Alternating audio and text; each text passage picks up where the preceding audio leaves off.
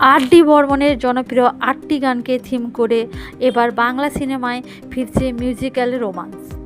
আশিস কুমার পরিচালিত নতুন ছবি ফিরে এসো অনুরাধা। ছবির গল্প আবর্তিত হবে রাহুল, দেব ও বর্মন এই তিন বন্ধুকে কেন্দ্র করে। তারা যেমন একই শহরে বড় হয়ে উঠেছে, তেমনি তারা তিনজনই আর.ডি. বর্মনের অন্ধভক্ত। কিন্তু বন্ধুত্বের সমীকরণ বদলে যায় অনুরাধার জন্য। তিন বন্ধু অনুরাধার প্রেমে পড়ে যায়।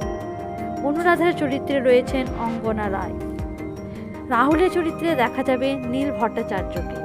দেবের চরিত্রে অভিনয় করবেন আদ্রিত রায়। আর বর্মনের চরিত্রে থাকছেন জন ভট্টাচার্য।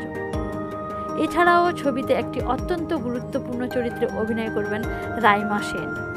আর.ডি. বর্মনের আইকন গান মনে পড়ে রুবি রায় সেই রুবি রায়ের আদলেই তৈরি হয়েছে রাইমা চরিত্রটি।